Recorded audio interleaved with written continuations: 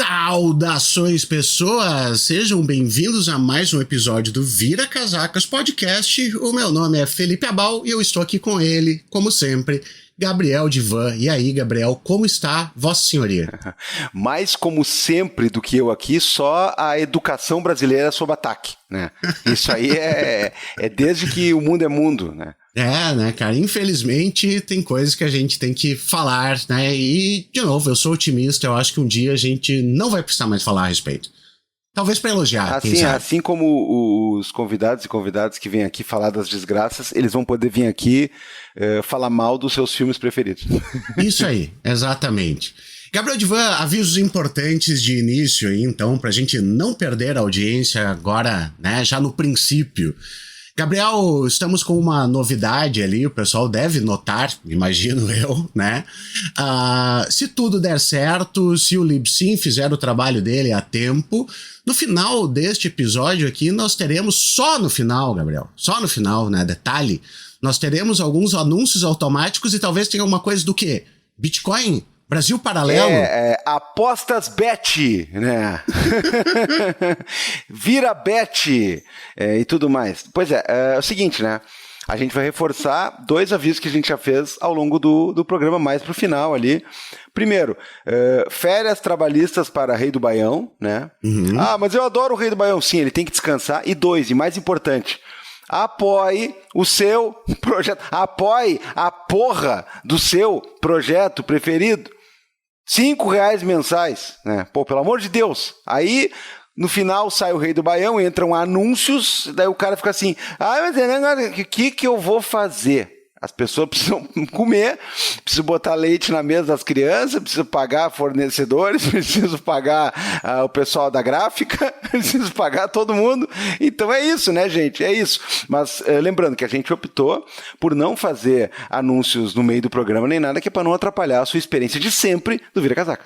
E assim, né, Gabriel? Então, a gente precisa de uma verbinha, né, para continuar levando o projeto adiante, para fazer coisas novas, para fazer coisas diferentes. A gente optou por fazer isso, não temos escolha do que vai aparecer, então vai ser uma surpresa para nós também. Agora, se aparecer alguma coisa bem, assim, tenebrosa ali, eu vou te dizer um negócio, eu sou favorabilíssimo. Sabe? Eu sou o tipo de cara que assim, apareceu aqui anúncio do velho da van, eu vou bloquear o velho da van. Não, meu amigo, eu quero que apareça pra mim. Eu quero que ele gaste comigo, tá? Eu quero que apareça pra gente que não vai ser influenciado por isso aí. Eu tô até agora recebendo diversas vezes no Twitter anúncio do Osmar Terra. Sabe quando é que eu vou bloquear? Nunca! Eu quero que ele gaste dinheiro comigo. Eu quero que não apareça para uma pessoa que vai ser influenciada por ele. Então assim, pense pelo lado bom. Se for uma coisa tenebrosa, esse maldito tá gastando dinheiro conosco. Não, boa. É um bom raciocínio, mas a gente tem que lembrar de outra coisa também, né? A gente procurou fazer alguma filtragem, né? Para que não apareça umas coisas bizarras, né? É um patrocínio da Associação Nacional do Rifle. Não. Agora, dali a pouco aparecem umas coisas que não tem nada a ver aí nem com a região, nem com nada, mas paciência, né? É uma oferta do Libsyn para nos ajudar a monetizar. Dane-se. Patrocinem o comunismo internacional, é isso aí. Vão dar dinheiro pra alguém e dá pra nós, pronto. Isso aí. Vamos agora para os nossos salves, Gabriel. Tu tem algum salve? Não, fora o salve à professorinha, né, que é relativo à educação em frangalhos e à comissão de educação mal liderada. Muito bem, cara. Eu tenho 2 salves aqui, cara. A gente recebeu um e-mail da Giovanna Angioleri. Faz a mãozinha, Gabriel, por favor. Angioleri. Faz um E fechado, assim, Angioleri. E ela gostou do nosso último episódio, falou que colocou vários filmes na lista ali, que a gente fez uma curadoria de conteúdo e aderiu aos apoiadores do Vira Casacas. Olha que massa, cara. Aê, grazie, prego. Gorlami. Obrigado, Giovanna. E eu vou aqui mandar, olha só, né, o nosso tema de hoje é educação e o nosso amigo Murilo Ferraz também nos mandou um e-mail, que está sempre presente ali no Twitter também, e ele diz o seguinte, Gabriel, é um salve para ele e também o apoio aqui, porque ele diz que ele é servidor técnico administrativo da UFG e eles estão de greve desde o dia 11, Gabriel. Por quê? Ah, meu Deus. Porque os servidores técnico-administrativos da educação têm a menor remuneração do Serviço Público Federal e estão há 6 anos com o salário congelado e o governo federal ofereceu um reajuste de 0%. Ah, 0%. Que bom. Muito bom, né? E eles, então, deliberaram pela greve. Então, pessoal, força aí, né? Porque vamos falar sobre educação hoje e esse tipo de coisa também é muito relevante. Mais do que relevante e mais do que necessário, né? Fica aí, então, o nosso registro. Muito bem, Gabriel. Esses são os meus salves. Já falamos sobre anúncios, já falamos sobre apoie o seu podcast favorito, seja como a Giovana, né? Então, lembrando, se você quiser ajudar a gente para um dia a gente poder largar anúncios automáticos e tudo isso aí, vai lá no apoia.se/viracasacas ou na orelo.cc, procura lá o Viracasacas, R$5, R$10, quiçá R$20 aqui. Porra, você ajuda a gente demais a levar o projeto adiante, fazer ele crescer e tudo isso aí. Lembrando que dá para editar os valores, né? Eu não gosto de 5, eu gosto de 6. O meu numerólogo diz que 6 é o meu número. Tá tudo bem, pode dar 6. Mas a gente tem essa sugestão, né? As faixas de 5 e 10, tem a faixa de 10 mil, né? Não podemos esquecer dela, porque está lá, ela existe, né? Ela existe, caso você queira, ela existe. Mas lembre-se, pessoal, ou apoiar a gente pelo apoia.se/viracasacas, ou se logar no orelo.cc e lá dentro fazer o apoio, ou escutar pelo Orelo, ou também aquela coisa, né?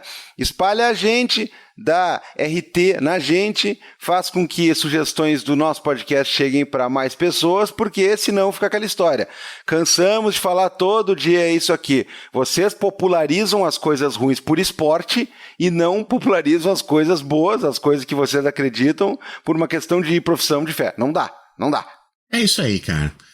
Vamos pro nosso episódio, lembrando, né, teve algumas coisinhas que aconteceram agora há pouco, né, tá passando o projeto ali pela Câmara, vai chegar no Senado, mas assim, por enquanto, poucas mudanças relevantes, né, tudo que a gente falou aí tá, infelizmente, ainda muito importante, muito premente pra gente se mobilizar já, Gabriel. Mobilização já! Vambora! Vamos!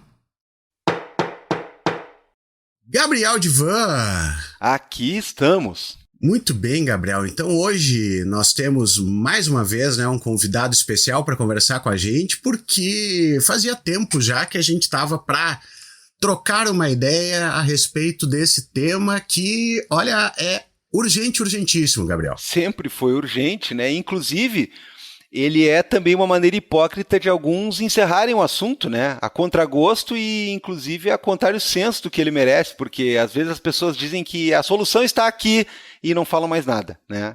E aí é um bom jeito de o cara parecer interessado e inteligente, né? Mas não, aqui nós vamos discutir isso com a seriedade que merece, com alguém que conhece da coisa, né? Muito bem, então estamos aqui hoje com o Fernando Cássio. Fernando, em primeiro lugar, muito obrigado por ter topado conversar com a gente, né? Seja bem-vindo à Corporação Viracasacas e, por favor, né, se apresente aí para o pessoal que porventura não te conhece, não te acompanha, por exemplo, lá no Twitter, onde sempre rola bastante coisa legal. Olá, todo mundo que nos ouve aqui, Gabriel Divan, Felipe Abal, eu sou o Fernando Cássio, sou professor de Política Educacional, atualmente trabalho na Faculdade de Educação da USP, da Universidade de São Paulo, faço pesquisa em vários assuntos relacionados à política educacional e aspectos econômicos da educação. Também faço parte de uma rede chamada Rede Escola Pública e Universidade, a REPU, e integro, através dessa rede, o Comitê Diretivo da Campanha Nacional pelo Direito à Educação. Escrevo na imprensa, além das pesquisas que faço na universidade.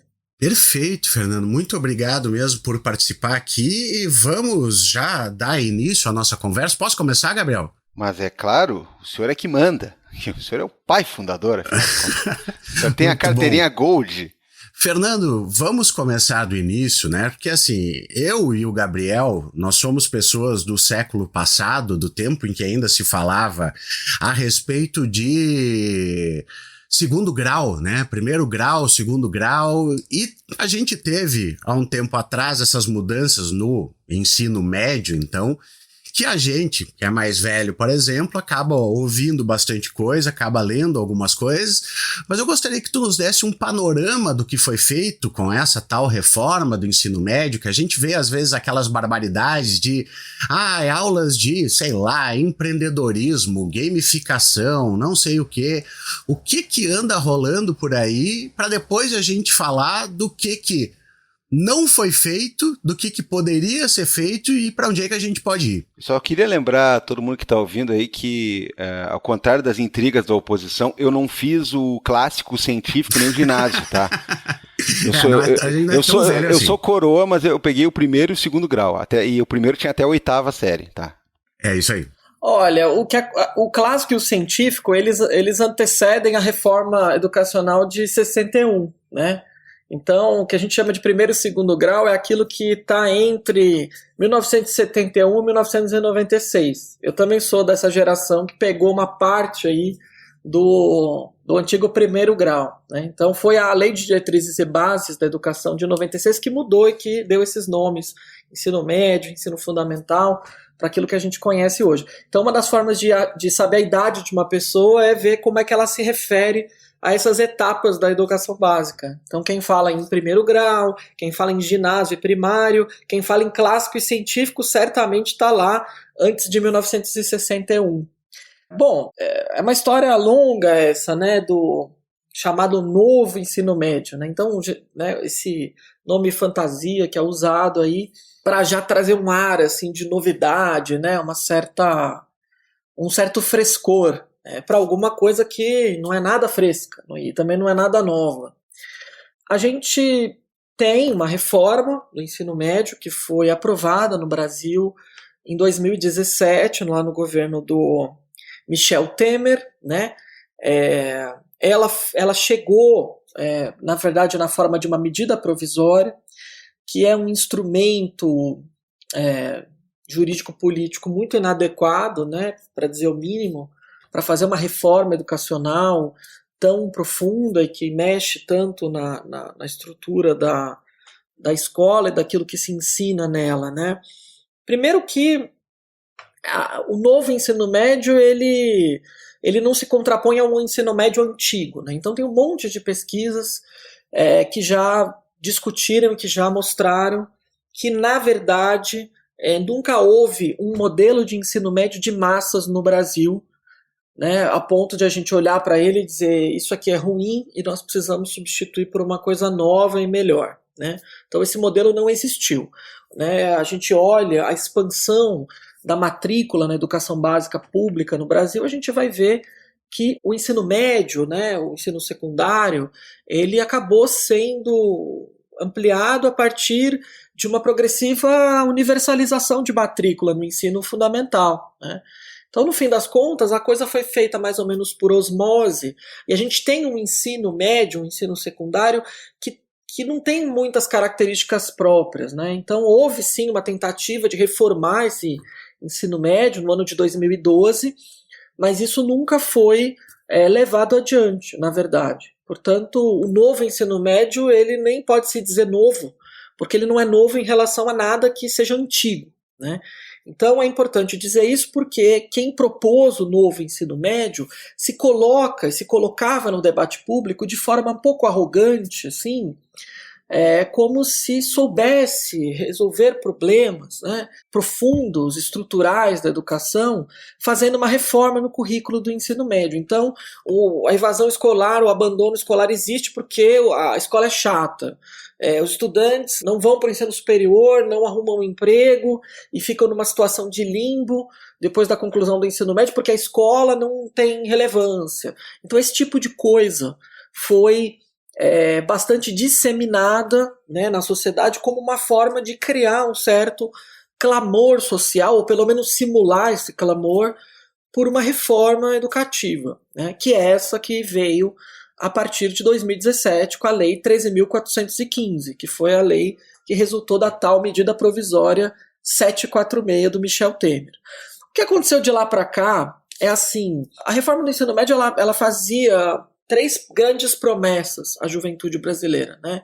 Então ela prometia flexibilizar o currículo e dar liberdade de escolha para as pessoas poderem escolher itinerários formativos. Então uma ideia um pouco idílica, romântica, de que os estudantes poderiam escolher como se fosse um cardápio, né, o que eles iam fazer na escola.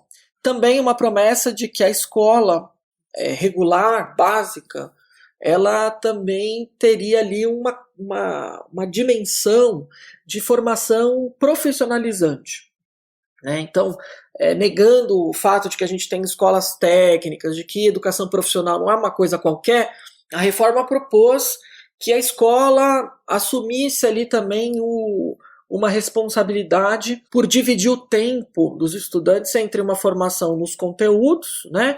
A gente chama isso de formação propedêutica, formação nos conteúdos científicos, as disciplinas, né, que a gente conhece, e o ensino profissionalizante, tá?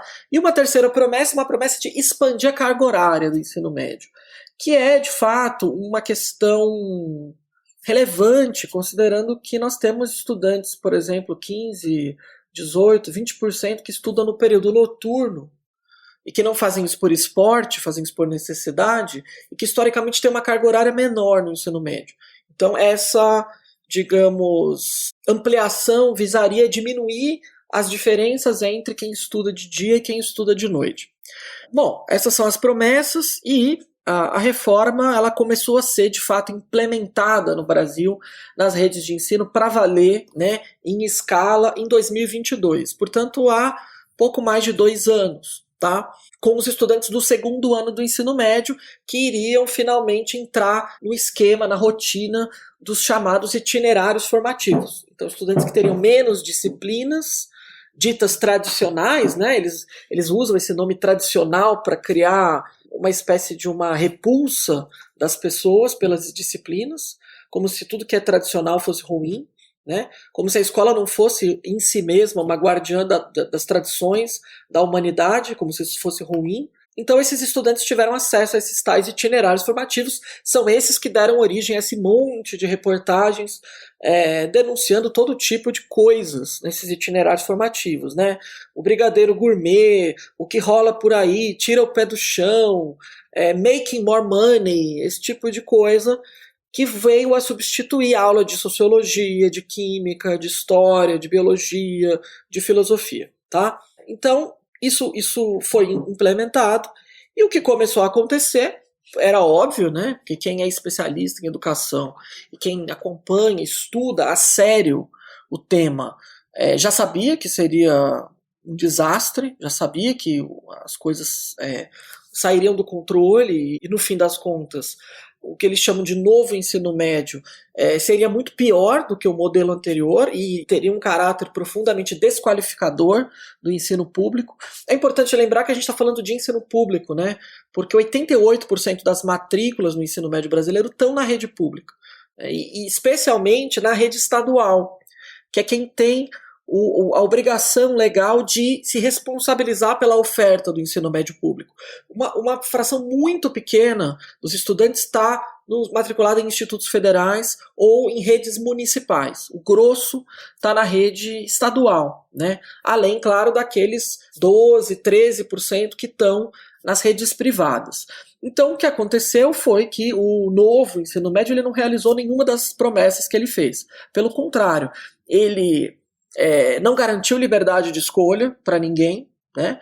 Inclusive essa liberdade de escolha era ainda mais prejudicada em escolas de maior vulnerabilidade social. Então escola que não tem sala, não tem laboratório, não tem equipe docente, porque a reforma do ensino médio ela não está preocupada em investir na infraestrutura, investir no salário, na carreira e nas condições de trabalho de profissionais da educação. Ela está interessada em reformar o currículo e depositar sobre esse currículo todas as expectativas de melhoria e de resolução de problemas que são muito mais complexos e severos da educação no país. Então ela não realizou essa flexibilização curricular adequadamente, os estudantes não puderam cursar os percursos itinerários que escolheram. Essa formação profissional ela não se realizou, né? Então, algumas redes de ensino simplesmente privatizaram a oferta do serviço de uma educação profissional, geralmente de cursos de curta duração e de complexidade reduzida. Então, trocar aula de ciências naturais, de física, de química por um cursinho sobre design de games, né? Como se o mercado que contrata pessoas para fazer design de jogos, né, no ambiente profissional, de fato não contratasse designers, pessoas com ensino superior completo e altamente especializadas, né? Então, criando na juventude uma expectativa de empregabilidade, de entrada num tipo de mercado que não existe, que não vai se realizar, né? E, por fim, uma expansão de carga horária que acabou sendo feita à distância, né?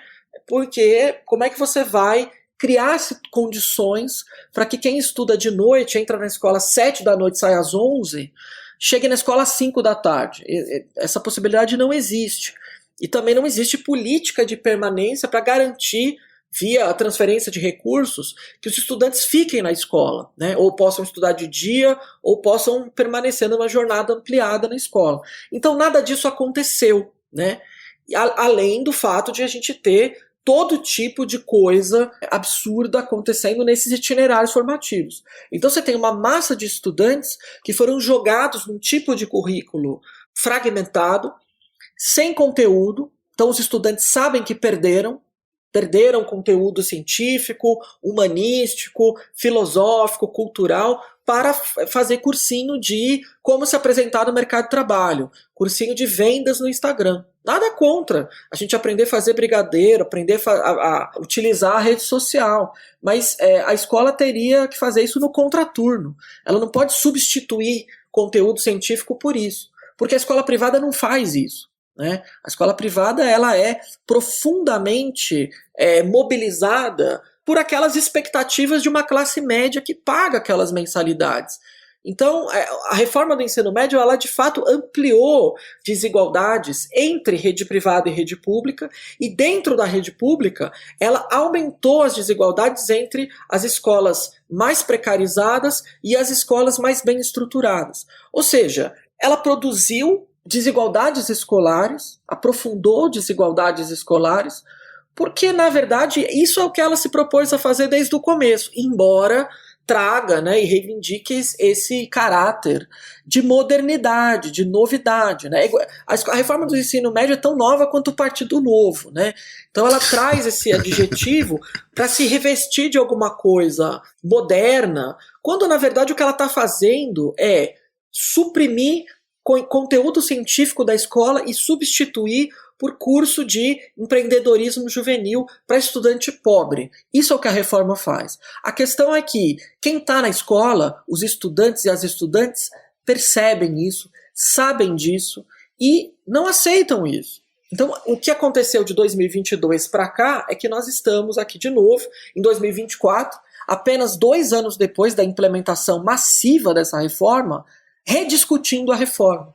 Porque ela é uma reforma que claramente fracassou, né? É uma reforma que joga uma espécie de uma bomba atômica nas redes de ensino e torna as escolas inadministráveis.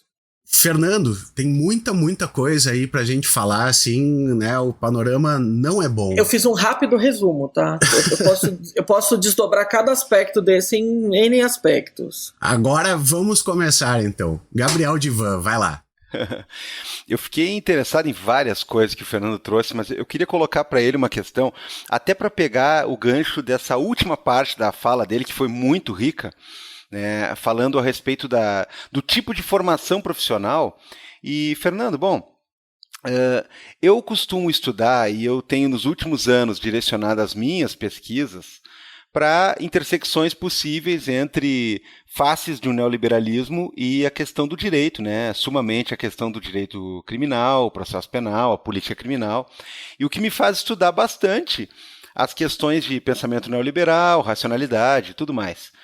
Me chama a atenção uma coisa que a gente talvez consiga conectar, e tu me diz aqui se eu estou viajando demais ou não, porque um dos grandes adágios históricos da questão do neoliberalismo passa por aquela declaração da Margaret Thatcher numa entrevista, onde ela foi sincera, assim, num nível que, olha, só quem tá com um jogo muito ganho consegue aquele nível de sinceridade, assim, onde ela diz que o caminho é a economia para a gente chegar em corações e mentes. Ou seja, ela está denotando ali que neoliberalismo não é necessariamente você só pensar em governo desestatizante ou coisa parecida, e sim, né, a ideia é formar um indivíduo neoliberal. É formar um cidadão a partir de uma subjetividade onde ele está perfeitamente acoplado àquilo, né? Muito mais do que alguém que está sob um governo de matizes neoliberais, digamos assim. E me chama atenção isso tudo, e principalmente, como eu disse, a última parte da tua fala, porque é muito engraçado. O novo ensino médio ele não está preparando ninguém para futuro. Ele está adequando pessoas a um monte de coisas esquisitas, e aí eu vou endossar o que tu disseste. É claro, hoje em dia, o cara trabalhar com internet lato sensu é uma possibilidade profissional, e é uma possibilidade que muita gente opta. Trabalhar com coisas a partir disso que a gente vê em redes sociais, ou potencializando trabalhos ou possibilidades de carreiras a partir de redes sociais, pode ser um belo de um caminho, né? E ninguém nega isso, né? Negar isso seria ir contra a realidade. Agora, é engraçado que a escola pública está preparando pessoas para se adequar a um modelo a partir desses nomes completamente ridículos, né? O que está rolando por aí, né? Bolo de pote 1, sei lá eu, dancinha que bomba 2, né? Do TikTok, enfim, né? Enfim, enquanto isso, a escola particular está investindo no ensino, né? Eu vou usar entre aspas aqui, né? Mais tradicional, né? Está mantendo uma base, não que não se modernize também, ou não se atualize, ou não invente suas bugigangas, mas está partindo de uma base a partir de uma formação, né, que vai solidificar a pessoa com conhecimento científico, com conhecimento cidadão, vai preparar para o cara fazer grandes cursos, ou seja, o cara da escola particular periga ser o designer profissional que vai ser contratado. E o cara da escola pública que fez a cadeira lá, a disciplina do design engraçadinho, não sei o que, esse cara aí vai ficar amíngua, né? Então, existe, ao teu ver, essa relação, e existe, ao teu ver, né, esse ponto de contato, ou seja, justamente o plano de um governo passa a ser uma escola pública que não prepara e nem infla a pessoa para enfrentar o desafio do mundo, mas sim para ela simplesmente se adequar a uma meia dúzia de coisas que estão na moda. Bom, Gabriel, essa pergunta é super ampla, né? Em 2019, eu organizei um livrinho chamado Educação contra a Barbárie, né?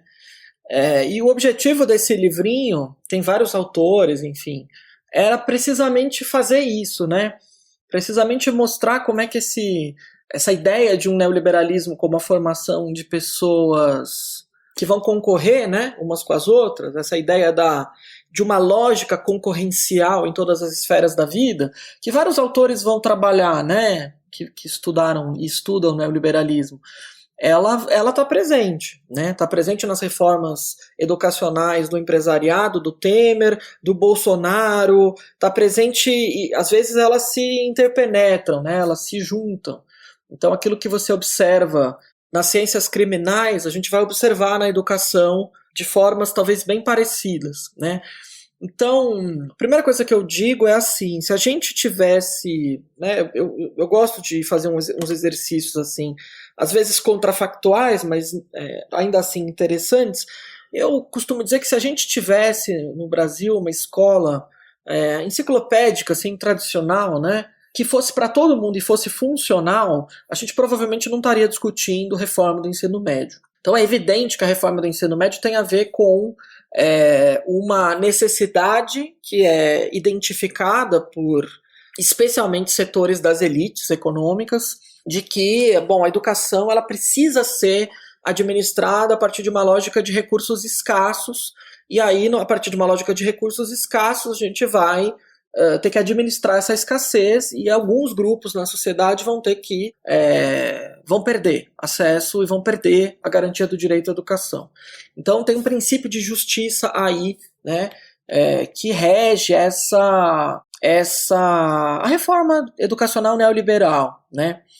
E eu concordo contigo, acho que a gente não não deveria identificar, né, neoliberalismo como simplesmente a redução do tamanho do Estado, porque essa é uma visão muito simplista. E quando a gente olha para a educação, e quando a gente olha para o conteúdo da educação, dessas reformas educativas, em particular, o novo ensino médio, a Base Nacional Comum Curricular, e várias outras coisas que são feitas, né, em caráter meio experimental nas várias redes de ensino do Brasil, a gente vai ver que a gente está formando sujeitos, a gente está formando pessoas para agirem na sociedade, para atuarem, para pensarem, para desejarem, para sentirem determinadas coisas.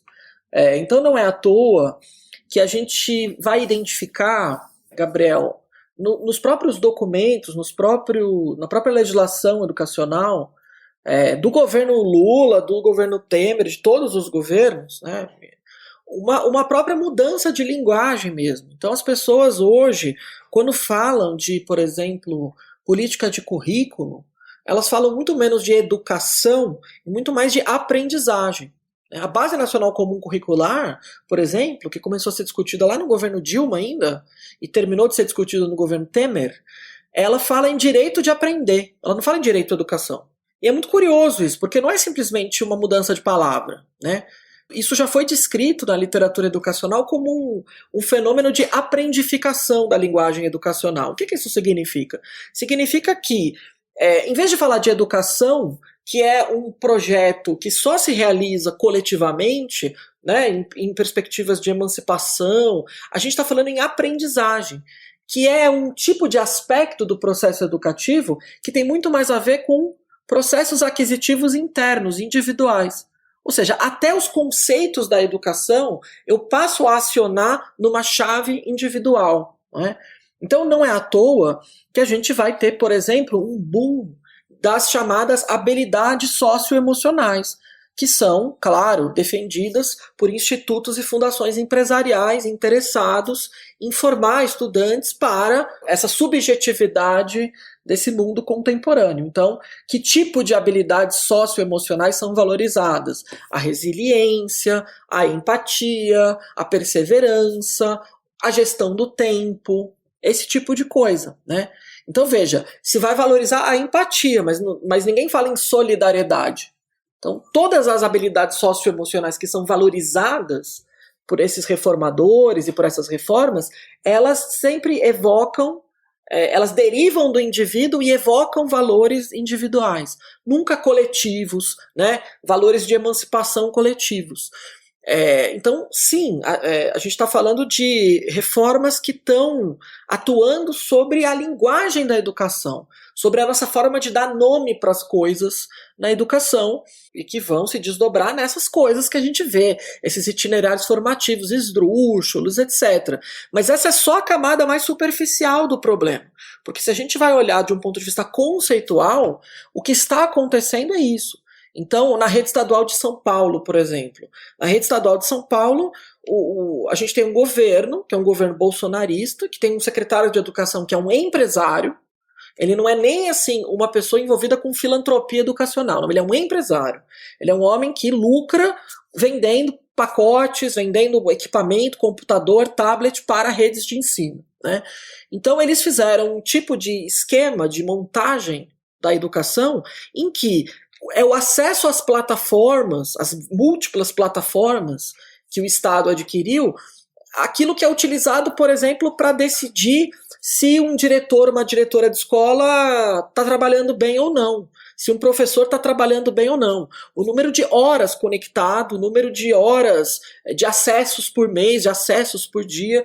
Isso coloca as pessoas, por exemplo, para competir umas com as outras, a ponto de as pessoas, por exemplo, defenderem o próprio emprego, a própria permanência num cargo na gestão de uma escola, a partir dessas pontuações que são definidas por critérios absolutamente estranhos ao que a gente chamaria de avaliação pedagógica. Então a coisa vai num grau, né, extremamente profundo. Então o ranking, né, o PISA, o IDEB, o uso do indicador que deveria ser utilizado, por exemplo, para avaliar a política pública, a efetividade social da política pública, ele é utilizado para colocar os atores escolares, os estudantes, os professores, as escolas, uma em competição com a outra, ou seja, estabelecendo de fato uma lógica de concorrência em todos os lugares. Então não é à toa que tanta gente quer ensinar empreendedorismo na escola, quer substituir curso de sociologia, de física, por aula de empreendedorismo. E quer convencer as pessoas de que o que elas precisam mesmo não é entender como é que funciona o planeta, que ela precisa de menos aula de química, ela não precisa saber como é que se dão os estados de oxidação do carbono para poder entender o fenômeno do aquecimento global e o problema do petróleo, o problema do carbono. Que o mais importante é você ter uma mente empreendedora, né? Então é muito curioso que a gente tenha um empresariado nacional, um empresariado inclusive que durante o governo Bolsonaro se colocava numa posição de racionalidade, de razoabilidade, né? Esse mesmo empresariado defende a eliminação, a obliteração do conteúdo científico da escola, né? Para formar estudante, por exemplo, que não sabe como funciona o aquecimento global, como funciona a vacina, como funciona a desigualdade social, que não tem uma compreensão histórica sobre os processos de escravidão, sobre os processos de ditadura, sobre os processos do fascismo. Esse tipo de coisa. Pessoas que acham que estudante pobre não tem que ler poesia, não tem que ler literatura, não tem que ampliar repertório para ter fruição estética. Que acha que basta a gente fazer uma oficininha de design de jogos numa escola que não tem computador, que não tem software, que não tem aplicativo, que não tem nada, e que aquela pessoa vai se satisfazer com aquilo. Então, o que a gente observou, e aí estou falando já de dados de uma pesquisa que está sendo divulgada agora, nessa segunda quinzena de março, que foi feita pela Rede Escola Pública e Universidade, a REPU, e o Grupo Escola Pública e Democracia, uma pesquisa financiada pela Fundação de Amparo à Pesquisa do Estado de São Paulo, a FAPESP, e que vai mostrar que 80% dos estudantes do terceiro ano do ensino médio que já se formaram, não é pesquisa com estudante que vai fazer o ensino médio que deseja a liberdade de escolha. Não, é estudante que já passou por esse processo e já entendeu que não tem liberdade de escolha nenhuma, já entendeu que não tem conteúdo nenhum. Esses estudantes, eles não tiveram aula de basicamente nenhuma disciplina entre o segundo e o terceiro ano do ensino médio. Esses estudantes não se sentem preparados nem para prestar o Enem ou o vestibular e nem para ingressar no mercado de trabalho. Esses estudantes já perceberam que o ensino médio, o novo ensino médio, é um engodo. Ele é um engodo. E se a gente analisar como é que a discussão está prosseguindo na sociedade hoje, a gente vai ver que a Câmara dos Deputados está planejando levar à votação um projeto de lei para a reforma da reforma do ensino médio que mantém as coisas como estão. Então veja, o empresariado, as fundações, os institutos esperaram baixar a poeira das manifestações dos estudantes, as pesquisas que foram divulgadas, feitas nas universidades, os posicionamentos do campo educacional realmente preocupado com o direito à educação, e estão voltando à carga e divulgando uma série de pesquisinhas de opinião para dizer que os estudantes sonham com a liberdade na escola. Só que eles entrevistam um estudante de primeiro ano, está ingressando no ensino médio. Vá perguntar para um estudante de terceiro ano que passou por essa tristeza desse novo ensino médio e perguntar para essa pessoa o que essa pessoa como é que essa pessoa avalia o ensino médio e o que essa pessoa tem de expectativa hoje, presente, para qualquer projeto de vida que ela tiver, seja de ir para o mundo do trabalho, seja de ir para o ensino superior. Nenhuma dessas avaliações é positiva. Até as avaliações positivas sobre o novo ensino médio, do tipo foi legal, né?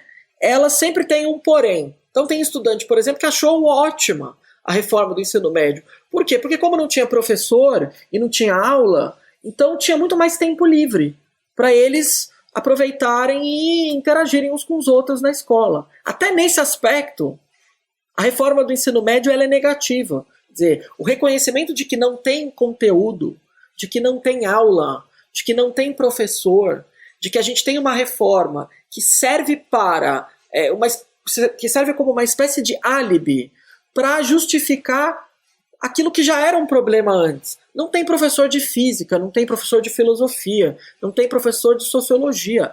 Essa é a realidade, né? Essa é a realidade. Então, em vez de eu enfrentar o problema de formar professoras e professores em massa para atuar na última etapa da educação básica, eu desmonto a última etapa da educação básica.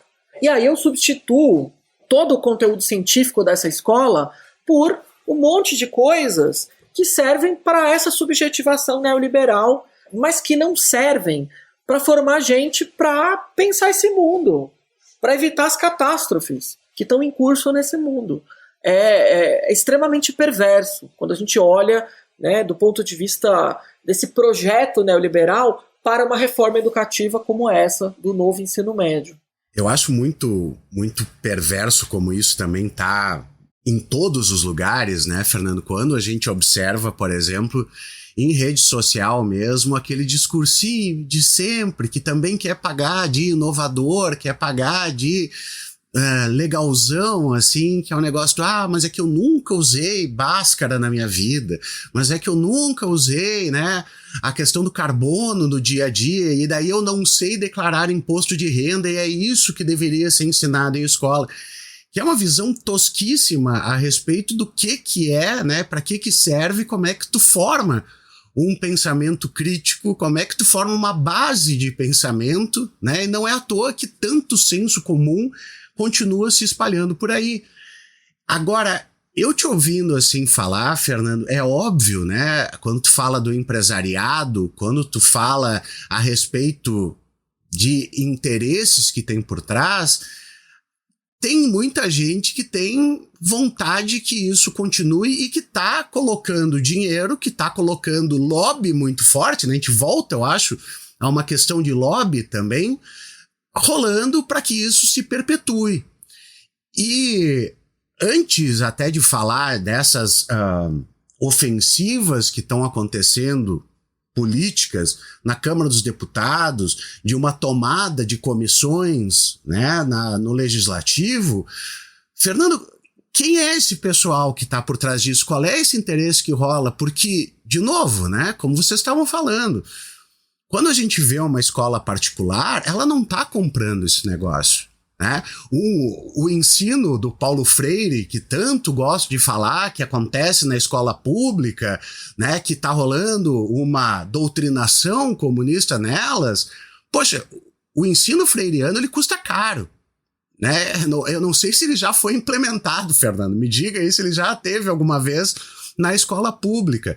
Agora, quem é que está tão interessado nisso a ponto de pagar essas pesquisas, a ponto de pagar propaganda que a gente vê em rede social, que a gente vê em rede de televisão, esse tipo de coisa? Se a gente olha para a reforma do ensino médio, a gente consegue identificar com bastante nitidez, assim, que ela é uma reforma que foi elaborada por institutos e fundações empresariais. Tem vários institutos. Esses institutos e fundações, eles se reproduzem como mais que o mosquito a dengue, né? Então, é isso, são um monte de CNPJs, né?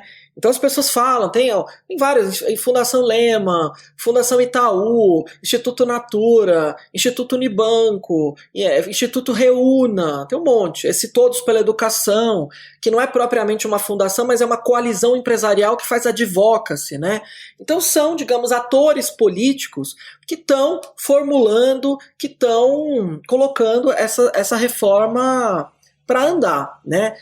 Então eles estão presentes dentro das secretarias de educação dos estados, eles estão presentes dentro do parlamento, e por conta disso, quer dizer, um dos grandes atores aí que estão fazendo pressão pela reforma do ensino médio é o chamado CONSED, o Conselho Nacional dos Secretários Estaduais de Educação. Uma espécie de um clubinho de secretários de educação que é financiado e assessorado por esses institutos e fundações empresariais, que é quem está lá pressionando hoje o ministro da Educação, né? Então, quer dizer, o Ministério da Educação ele está, primeiro, extremamente fragilizado, porque tem um ministro que é muito, inclusive, simpático a esse tipo de reforma, né?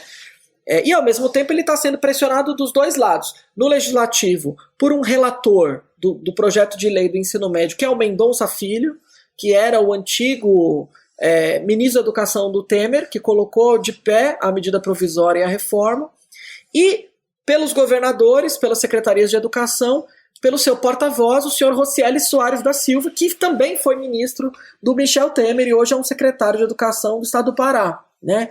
E que estão os dois, portanto, 2 ex-ministros que estão pressionando para a manutenção essencial, assim, da reforma do ensino médio como era antes, né? Com pequenas variações, pequenos ajustes. Só que os pequenos ajustes não resolvem, porque a reforma é perversa. Então o que esses atores querem? Esses atores querem pensar na educação brasileira. Eles querem que a educação brasileira seja feita a forma que eles acham que a sociedade deveria funcionar, né? Então, quando a gente falava da subjetivação neoliberal, dessa ideia de você formar pessoas para operarem dentro desse mercado, né, de capitais, de concorrência, né? Essa lógica de capital humano que está sendo aí reciclada lá dos anos 80, essas pessoas estão aí para isso, né? E fazem filantropia educacional. Então não estão propriamente, pelo menos não diretamente, ganhando dinheiro. É claro que se a gente analisar o CPF de quem está por trás desses CNPJs, dessas fundações, desses institutos, a gente vai encontrar pessoas que estão numa outra ponta do processo com a empresa educacional, né? É o dono da plataforma, é o dono do sistema apostilado, é o dono da empresa que vende o computador, é o dono da rede de escola técnica privada que vai ser contratada para ofertar o cursinho de aplicativos. Então, quer dizer, é o que eles próprios chamam e denominam, usando uma metáfora biológica, de um ecossistema de atores. Então tem atores que são atores que criam mercados, que são esses que estão preocupados em elaborar, em fazer o advocacy, o lobby pela política, e outros que estão preocupados em explorar o mercado criado por esses atores que estão em campo, né? Então a gente pode colocar em termos assim mais esquemáticos a coisa dessa forma. Agora, uma coisa interessante é essa, né? Nenhuma dessas pessoas, né, que se autodenominam, entre aspas, especialistas em educação, nenhuma dessas pessoas entrou numa sala de aula da escola pública como professor, nenhuma dessas pessoas trabalhou numa escola pública e, quiçá, nem estudou numa escola pública, né? Os filhos e os netos dessas pessoas jamais estudaram e jamais estudarão numa escola pública. Então, a reforma, né, e essa visão dessa escolinha mais simples, mais reduzida, com horizontes mais curtos, ela só serve para pobre. Ela só serve para aquelas pessoas que, na visão desses atores, não precisam de uma escola muito complexa, não precisam de um repertório cultural muito amplo, não precisam de muita ferramenta, né, intelectual para o mundo. Porque já se está partindo do princípio de que o mundo que essas pessoas vão acessar, até onde essas pessoas vão, elas não vão precisar dessas ferramentas. Então, o estreitamento curricular tem a ver com uma visão muito elitista sobre o que as pessoas podem, têm direito, devem acessar, né? É claro que quem decide isso são esses iluminados, que na verdade não são iluminados, são herdeiros, né? São as elites econômicas herdeiras, proprietárias, e que estão aí tomando decisões que interferem na educação pública das maiorias. Então, é muito esquisito, né? Você assistir televisão, ver essas propagandas que esses grupos ainda insistem em veicular. Isso, faz uma semana e pouco foi divulgado no Jornal Nacional uma propaganda, uma pesquisa do Todos pela Educação. Não me lembro agora quando, dia 11 de março, perto do dia 11 de março.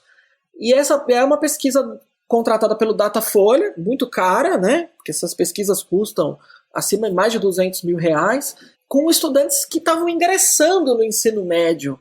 E que, ao ingressar no ensino médio, tem milhões de expectativas, né? Claro que eu quero ter liberdade. Quem não quer ter liberdade? É claro que eu quero ter acesso a uma educação profissional, porque eu tenho projetos na minha vida de ter uma profissão. É claro que eu acho importante ter uma escola boa, bem estruturada, com tudo aquilo que é necessário para que eu possa me desenvolver, para que eu possa fazer escolhas qualificadas na vida. Todo mundo deseja isso quando está entrando no ensino médio. Agora, por que esses atores não fizeram uma pesquisa com os concluintes do ensino médio? Eu imagino que até tenham feito e tenham engavetado a pesquisa, porque os resultados de uma pesquisa com os concluintes vai mostrar exatamente o contrário, que nenhuma dessas expectativas, dessas promessas se realizou, nem na escola bem estruturada. Se for pública, esses estudantes estão necessariamente frustrados. Eles sabem que perderam, eles sabem que não têm condições de prestar o Enem, eles sabem que não têm condições nem de competir, usando essa lógica bem da competição, nem de competir por uma vaga no mundo do trabalho, porque sabem a diferença de um cursinho de 150 horas de design usando um softwarezinho gratuito e quem de fato vai fazer um curso de design de alta qualidade numa instituição de ensino superior e vai ter bons empregos no futuro. As pessoas sabem disso. Então, ademais, né, existe uma profunda subestimação da inteligência dessas jovens e desses jovens, achando que eles vão comprar qualquer coisa. Qualquer comida estragada que você oferecer, as pessoas vão comer e se deliciar. Não vão. Tanto não vão que no ano passado, entre março e abril, estava cheio de estudante na rua protestando contra a reforma do ensino médio. E aí fica uma situação difícil, que é o seguinte, né? Quando os pesquisadores como eu, das universidades, começaram a dizer e começaram a divulgar dados de pesquisa mostrando que a reforma do ensino médio ela aumenta desigualdades, ela produz desigualdades, nós começamos a ser acusados por várias pessoas, inclusive por pessoas de governos, né? De sermos nós os conservadores, nós os reacionários, nós os quebradores de máquinas, os luditas, né? Só que é o seguinte, gente, os estudantes foram para a rua protestar contra isso, vivenciando esse negócio e dizendo, isso é perverso, eu estou tendo o meu direito à educação violentado. Então aí o empresariado perdeu a capacidade de defender essa reforma, né? Porque o que eles vão fazer? Vão acusar jovem de 16 anos de ser reacionário? Quem que é progressista? Fundação Lema? Não faz sentido, né? Esse tipo de discurso e esse tipo de construção. Então essa ideia do novo ensino médio, de que eles são os arautos do novo e que todo mundo que se opõe ao novo é antiquado, é velhusco, isso caiu por terra. Porque os dados objetivos da implementação da reforma nas redes, eles são aterradores, né? A reforma, de fato, tornou as escolas ambientes caóticos, né? E os estudantes ficaram absolutamente perdidos, a ver navios, porque não tem nada ali, né? Eles tiveram a sua escolaridade negada pelo Estado. E agora nós temos aí uma nova tentativa desses atores empresariais de tentar dar uma sobrevida para essa ideia, chamando estudante que está começando o ensino médio para dizer aquilo que sonha. Então, assim, novamente tentando evocar ideias abstratas sobre a reforma que não tem nada a ver com aquilo que a reforma é, na prática, do ponto de vista material, que é o que a gente hoje tem condições, por exemplo, de afirmar. A reforma do ensino médio é uma tragédia educacional. Não tem outra forma de classificar. Pois é, cara. Além de tudo, eu vou buscar uma coisa, né, que lá no começo da nossa conversa, quando se apresentou o Fernando, né, ele fez questão de dizer que ele trabalha também pesquisando, falando sobre, né, trabalhando em questão de discussão sobre educação, economia, né, misturando essas duas áreas, e a minha pergunta vai justamente nessa linha e na direção do que ele tem dito aqui, porque outra coisa que preocupa muito é isso, né?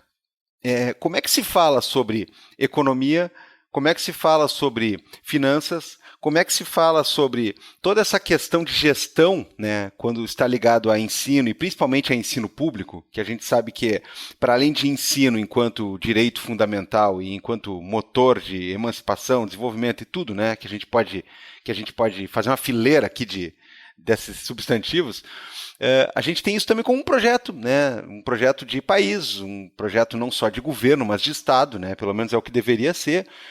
E a gente tem tido uma dificuldade muito severa nos últimos anos por causa de tudo isso que está colocado aqui, entre outras coisas, no nosso programa, em separar discussão sobre economia e ensino de discussão sobre trabalhar com o ensino como um produto que você está gerindo a partir de uma lógica de empresa, onde tem que haver mais lucro, tem que haver mais potencial de reinvestimento, tem que haver mais cortes de gastos, né? E aí, claro que junta com aquela lógica que a gente tem comentado aqui do neoliberalismo, né?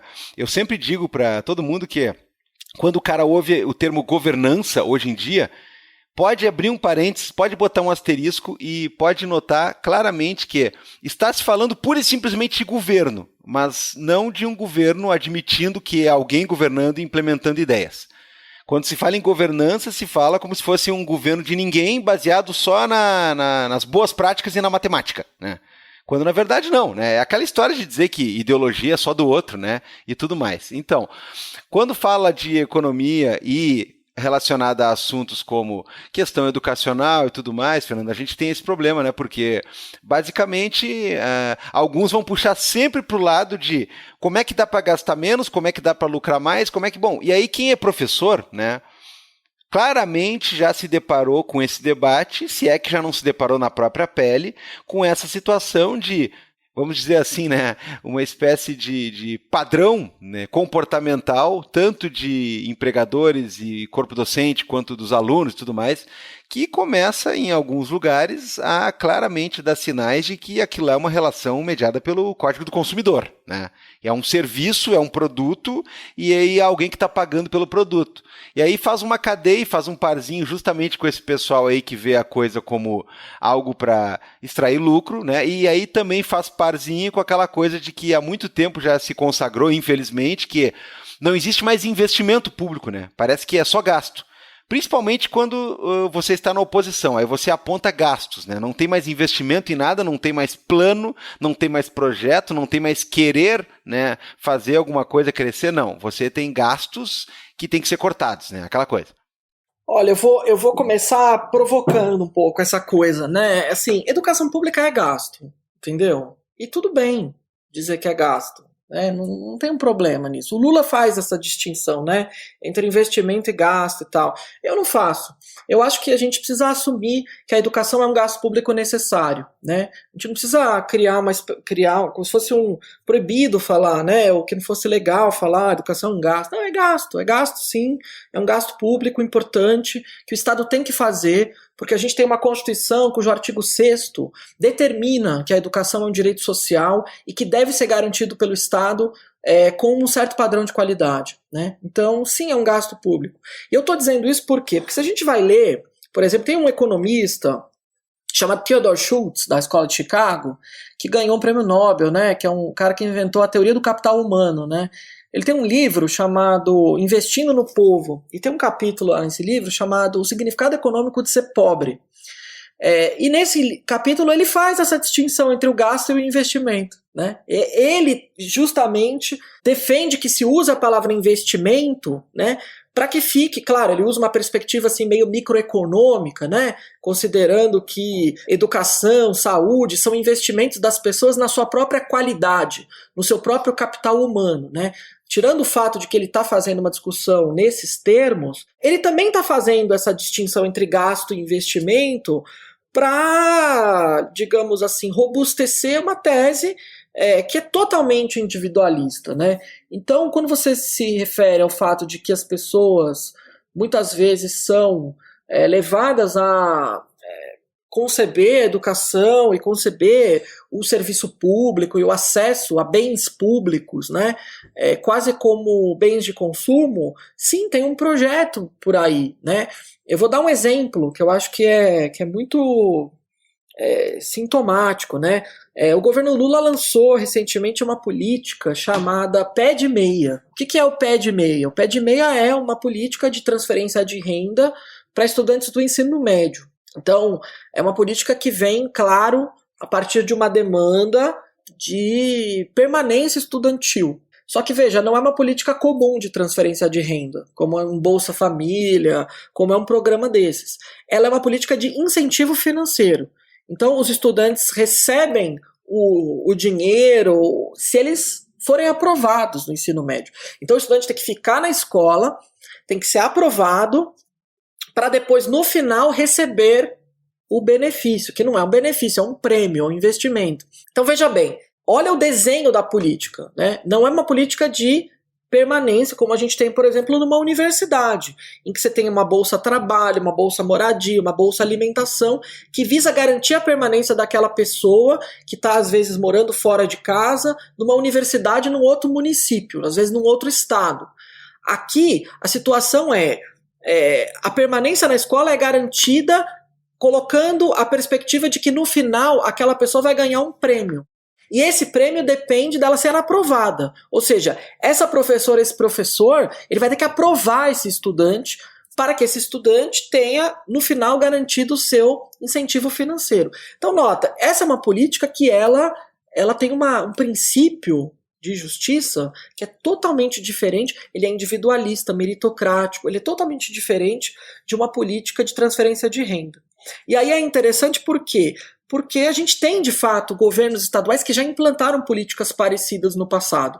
Um desses governos é o governo de Minas Gerais, do senhor Aécio Neves, né? Ele implantou um processo, uma política parecida, que acho que chamava Poupança Jovem.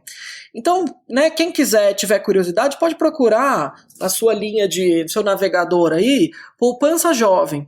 Uma das coisas que você vai encontrar quando vocês procurarem isso, vai ser uma reclamação de um estudante num site chamado Reclame Aqui, que é um site que rege relações de consumo entre pessoas e empresas. Então a reclamação desse estudante do estado de Minas Gerais é que ele não recebeu o benefício. É que ele passou de ano, ele fez tudo aquilo que era esperado dele, e depois o dinheiro acabou e ele acabou não recebendo o benefício.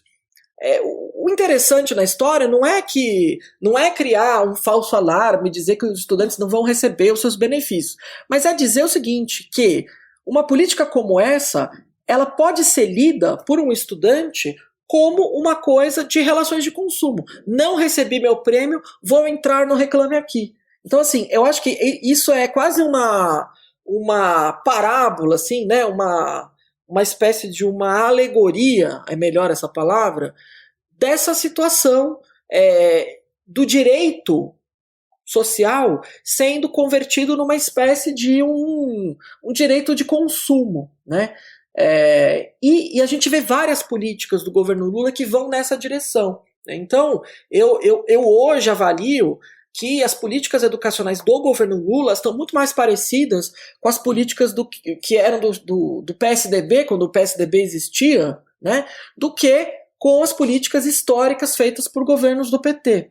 Fernando, agora para a gente partir para o que anda, né, para o que está rolando por aí, a gente teve a notícia há pouco tempo, então, de que o Nicolas Ferreira foi eleito presidente da Comissão de Educação da Câmara dos Deputados. E a gente tem também, né, já que estamos falando de governo também, o que pode ser feito e o que representa isso de agora. Então, o PL e mais do que isso, o próprio Nicolas Ferreira está nessa Comissão de Educação. O que isso pode significar agora para a gente ver, né, em termos de... Bom, não basta reforma, a gente teria que revogar e talvez pensar em alguma coisa nova, né? Para onde é que vamos diante disso aí? Bem, Felipe, eu confesso que eu não sei exatamente para onde vamos, né? Agora, eu sei o que a extrema-direita, o PL, o Nicolas Ferreira vão extrair de lucro político a partir da presidência de uma comissão como a Comissão de Educação, né? Eles vão, de fato, conseguir utilizar o megafone do pânico moral num ano eleitoral. Então ela é um ativo eleitoral fundamental para a extrema-direita, né? Faz algumas semanas eu escrevi um artigo na Carta Capital em que eu justamente falei sobre isso, né? Então o PL hoje tem a maior bancada da Câmara dos Deputados e, portanto, de acordo com as regras ali estabelecidas, né, internamente, ele tem a prerrogativa, portanto, de escolher que comissão ele vai presidir primeiro, né? Então, a escolha foi feita, óbvia, né? Foi a CCJ, a Comissão de Constituição, Justiça e Cidadania, que é aquela que vai, né, aquele funil de constitucionalidade pelo qual vão passar todas as comissões, né? A partir disso, a ordem é estabelecida através ali dos tamanhos das bancadas. O PT tinha a segunda possibilidade de escolha, e escolheu a Comissão de Saúde, em vez da Comissão de Educação, né?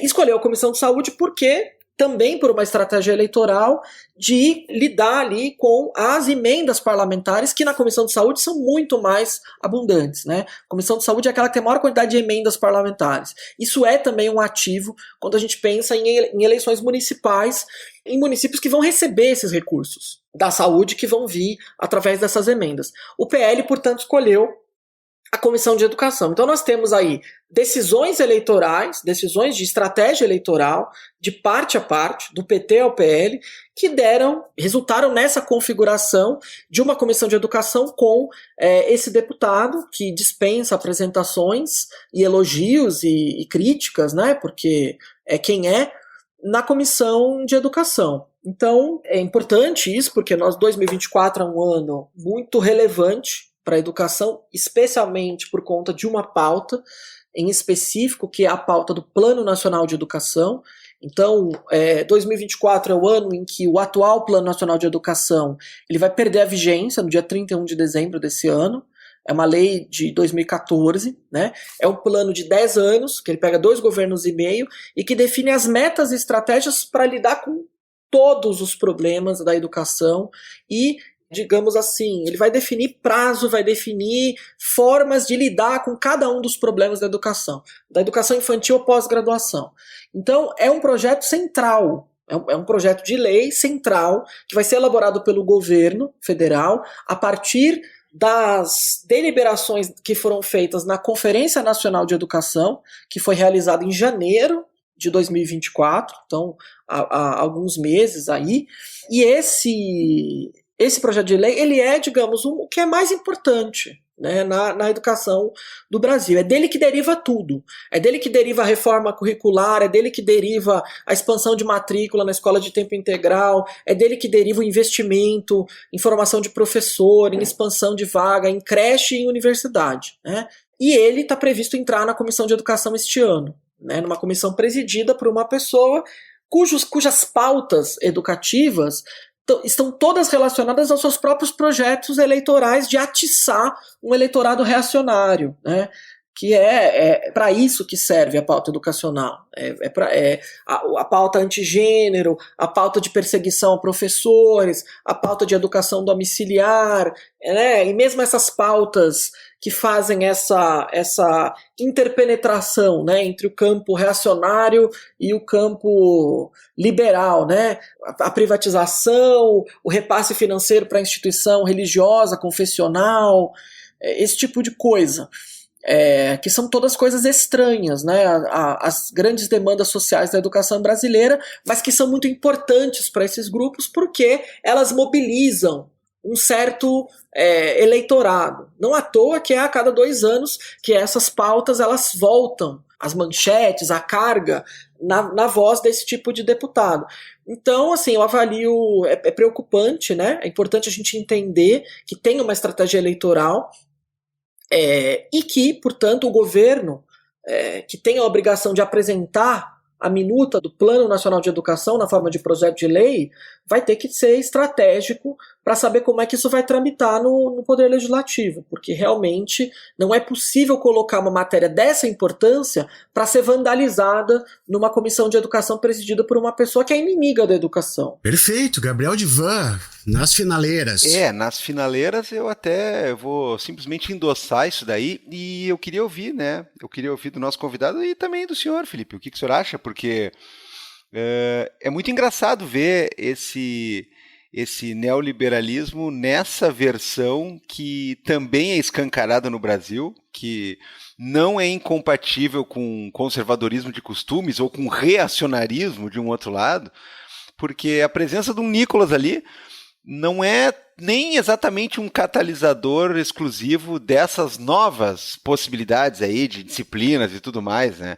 É mais um catalisador de um viés de negócio, por um lado, né, para favorecer esse tipo de empresário e esse tipo de lógica, quanto também é um ganho que ele tem, né, de imagem e de discurso a partir de conservadorismo.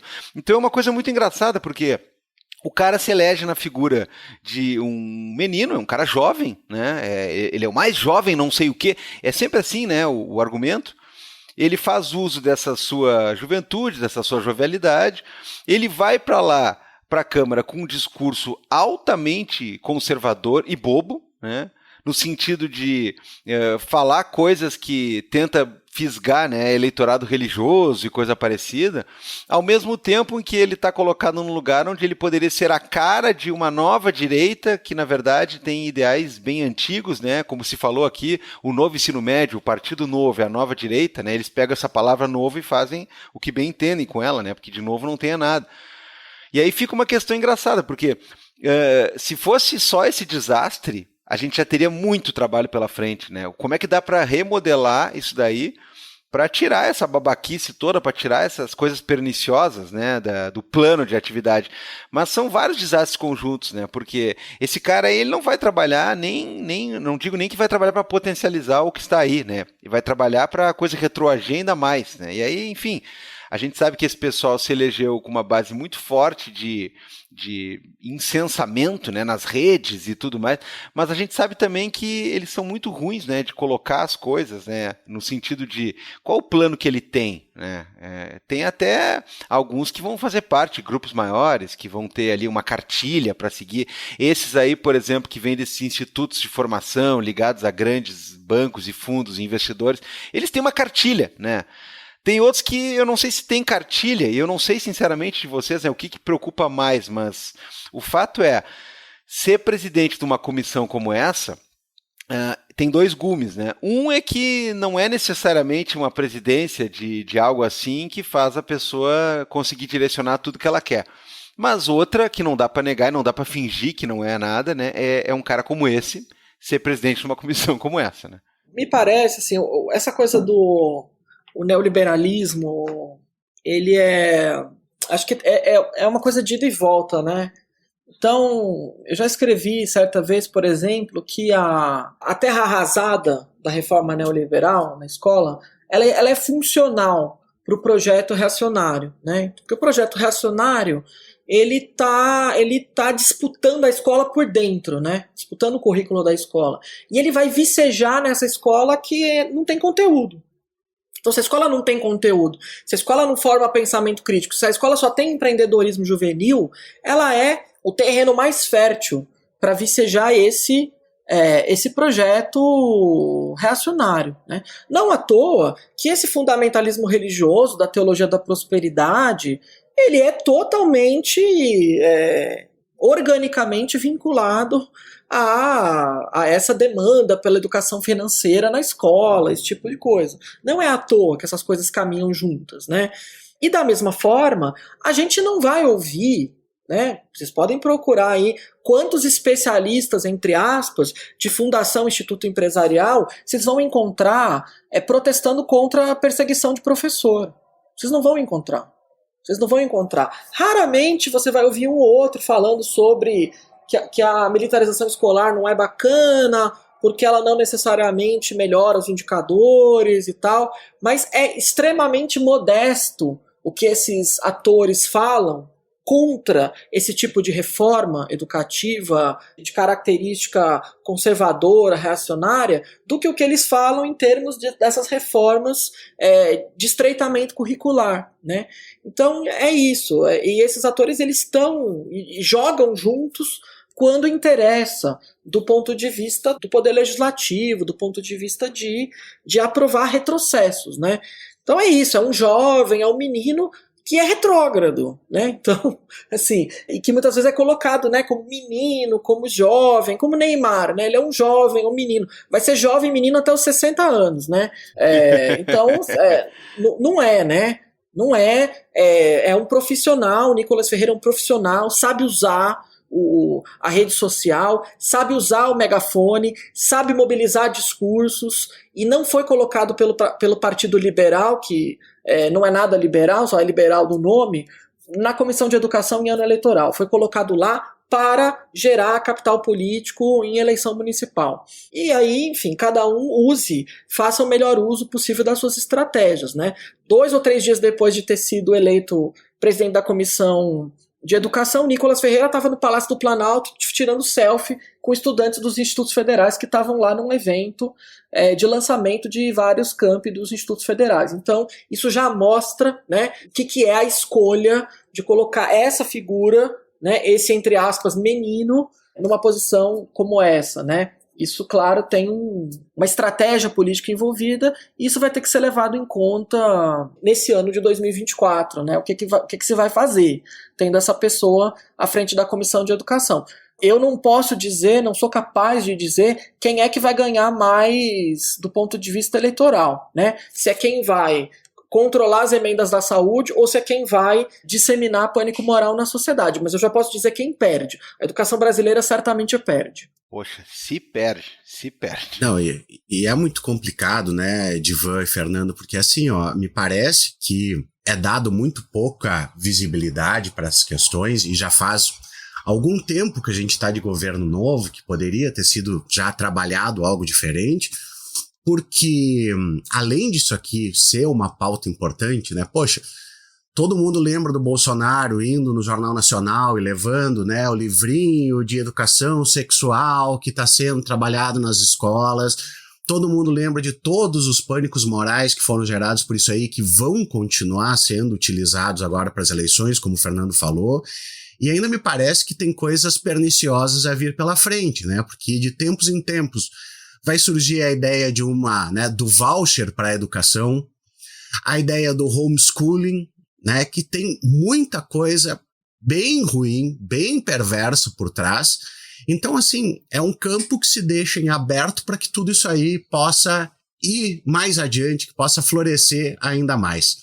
Então, complicadíssimo, mas, Fernando, né, a gente tem que te liberar, tu tem aula daqui a pouco. Vamos conversar outras vezes. Tomara que da próxima vez seja para a gente falar de alguma coisa boa que aconteceu, né? Gabriel, vamos para as nossas dicas culturais. Fernando, se não pensou ainda, vai dando uma pensadinha aí. Não mente pro nosso convidado, dizendo que ele vai voltar aqui para falar de coisa boa sobre esse tema, porque senão vai demorar demais. Não, mas eu tenho esperança, eu sou um cara otimista. Vamos lá então.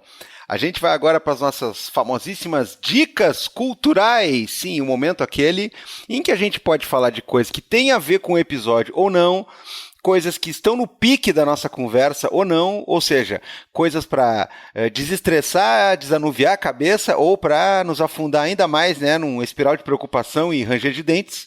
O fato é que as dicas culturais aqui, Felipe, elas são oferecimento de O Artesão, pizzas artesanais pré-assadas. Quem está em Porto Alegre, região metropolitana, agora Novo Hamburgo, alô Novo Hamburgo, Noia, tem Artesão lá também. E Criciúma, pode pedir o Artesão, pode pedir as pizzas, pode pedir as tortas da Uma Outra, o café, o doce de leite, tudo que eles têm de bom lá. Quem não tá por aqui, né, isso é quando o Fernando vier nos visitar, né, aí vai ter que ficar olhando na internet só, né, e sentindo o drama lá. O pessoal reclama muito, né, o Artesão, pô, eu queria aqui em Recife, eu queria aqui em Belém. Calma, tá subindo, calma, um dia chega. Bom, lembra que você pede o Artesão pelo Zap Zap ou pelo telefone, e não esquece de dizer que é ouvinte do Vira Casacas. Só essa semana aí, hein? Diz lá então, eu ouvi o Fernando Cássio detonando no Vira Casacas. Aí você não paga a teleentrega, tá bonito demais. Felipe, o que temos de dica aí dessa semana? Cara, eu andei assistindo umas coisinhas bem leves no final de semana, e até uma delas, então, eu vou dar aqui como dica, que é um filme sobre comida e relacionamentos. Poxa, coisa legal, né, cara? Eu sou muito fã de coisas relacionadas à comida, né? Eu e Léo Maia, Anthony Bourdain, todas essas coisas, e quem melhor do que os franceses para fazer filme desse sentido? Então eu assisti um filme que em português ficou como O Sabor da Vida, estrelado por Juliette Binoche. Não tem como não gostar da Juliette Binoche. E é um filme bem legal a respeito de um casal que eles são gourmands, Então eles acabam fazendo refeições muito elaboradas e tal, até que ela, né, a Eugenie, que é a personagem da Juliette Binoche, fica adoecida e então o seu companheiro, porque eles não têm ainda uma relação de casamento, assim, começa a cozinhar para ela e tudo se desenvolve. Não vou dar mais spoilers, mas se você gosta de ver uma fotografia belíssima, atuações legais, filminho para espairecer, recomendo O Sabor da Vida. Dá uma procurada aí nos melhores torrents apenas. Beleza. Bom, eu vou de filme também, né? E no nosso último episódio, onde a gente ficou falando sobre 10 anos de premiação aí do Oscar, para dizer, né, na nossa humilde arrogância, tudo que está errado, tinha um filme, Felipe, que eu não havia assistido, eu deixei em branco o comentário sobre ele, e eu falei que eu queria ver, e nesse meio tempo aí, entre a gente gravar e sair o episódio, eu assisti, que foi Ficção Americana. American Fiction, um dos filmes aí de destaque nessa última premiação. E, cara, um filme... Eu achei assim, ó, eu esperava um filme bacana. Eu não esperava um filme, na minha opinião, tão bom. Tão bom mesmo, assim. Discussão que tem a ver com essa coisa que é profunda, que é necessária, que é dolorida, que é a questão racial, que é a questão da estereotipação, né, do povo preto, que tem todo esse detalhe aí no que diz respeito a gente trabalhar essas questões e também sobre o mercado literário, né? Então, assim, foda demais, cara. Eu não vou falar muito mais coisa, porque eu só quero dizer isso, realmente. Você começa vendo um filme que ele parece agradável e engraçadinho, e em vários aspectos ele vai ficar assim até o fim do filme. Mas ele vai trazer muito mais, cara. Muito mais mesmo. É uma aposta que, olha, eu banco a sua aposta aí. Então, se você tá meio assim, cai pro lado de cá do muro e assiste, que eu depois vem falar comigo. Se não gostou, eu te dou o dinheiro de volta. Mas eu não vou dar dinheiro nenhum, porque você vai ver na pirataria, eu tenho certeza, né? E, bom, eu vou passar a bola pro nosso convidado aqui, mas aqui a produção nos bastidores já me disse que deu marmelada aqui, né? Ô, Fernando, qual é a tua dica ou quais são as tuas dicas aí? Eu tinha e tenho um filme para indicar que é o mesmo Ficção Americana, um filme que eu gostei muito de assistir. Gosto muito de filmes assim que fazem perguntas, né, e que não nos dão muitas respostas. Um filme importante para pensar a cultura, para pensar nossos consumos de determinadas coisas.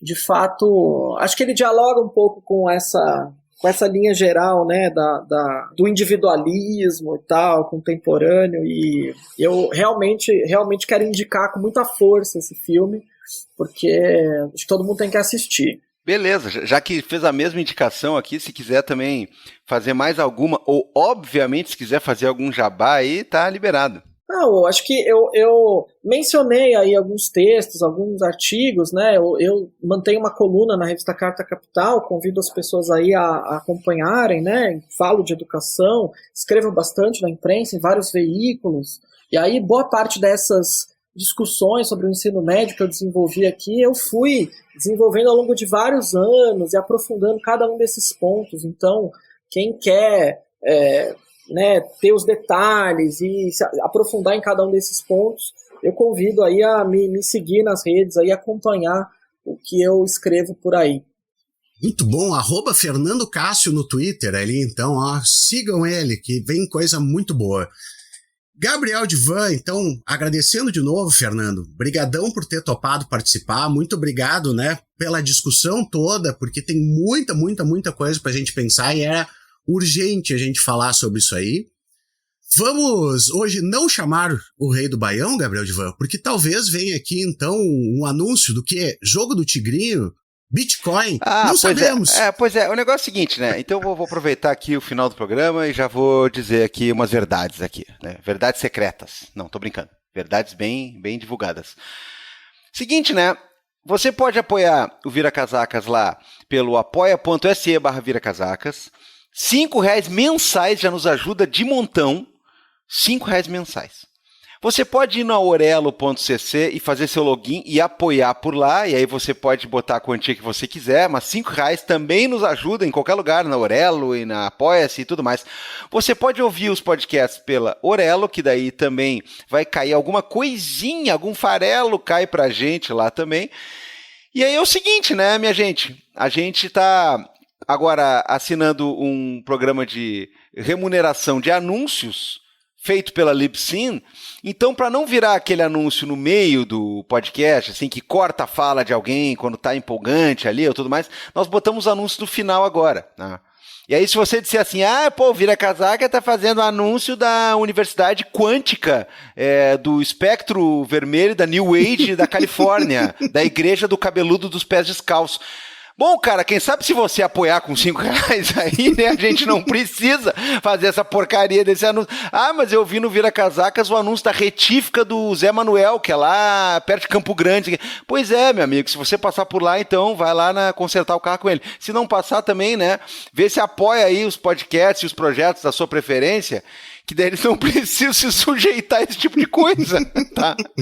Então não vai vir o Rei do Baião, tá? E é isso aí, tá? O Rei do Baião tá descansando, graças a Deus, ele é filho de Deus também, ele precisa descansar, precisa deitar na rede lá e tocar uma sanfona.